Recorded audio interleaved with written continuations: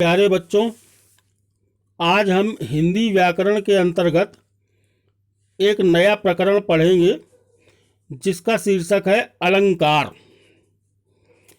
तो सबसे पहले हम अलंकार को समझेंगे कि अलंकार कहते किसको हैं, होता क्या है, भाषा में इसका क्या महत्व है।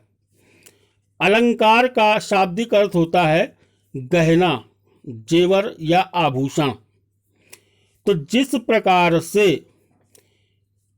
जेवर, आभूषण या गहने को पहन करके किसी स्त्री या पुरुष के शरीर की सुंदरता में चांद लग जाते हैं, उसका सौंदर्य बढ़ जाता है, उसी प्रकार भाषा में, काव्य लेखन में या गद्य लेखन में जब हम शब्दों में कुछ चमत्कार करते हैं और उससे भाषा का सौंदर्य बढ़ जाता है, तो उस चमत्कार को या उस प्रयोग को हम अलंकार कहते हैं।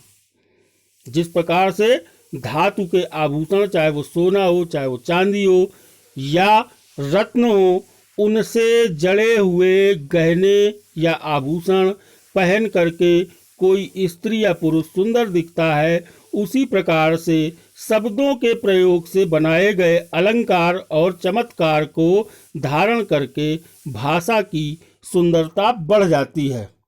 इस प्रकार वे तत्व या वे प्रयोग जो भाषा की सुंदरता को बढ़ाते हैं, उनको हम अलंकार कहते हैं। अलंकार का मतलब होता है गहना या जेवर। इसी तरह से अलंकार भाषा का आभूषण होते हैं। तो अब हम अलंकार की विभिन्न बड़े बड़े साहित्यकारों, आचार्यों द्वारा जो परिभाषा दी गई है उसको समझते हैं।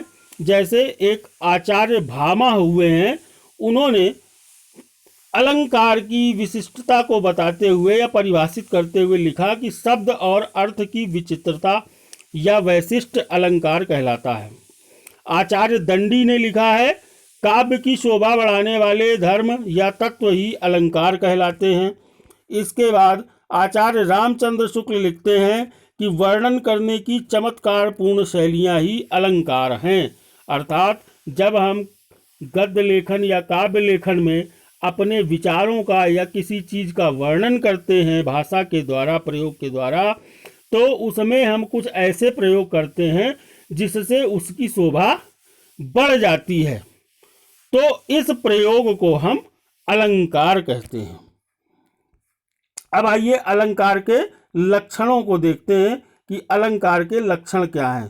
तो अलंकार का लक्षण पहला होता है काव्य में शोभा को बढ़ाना। अलंकार काव्य की शोभा को बढ़ा देता है, काव्य को विशिष्ट बना देता है और काव्य में चमत्कार उत्पन्न कर देता है। तो ये अलंकार के लक्षण हैं। इससे कोई भाषा जो है वो अधिक विशिष्ट, सुंदर और अच्छी लगने लगती है। अब अलंकार के भेद क्या हैं, अर्थात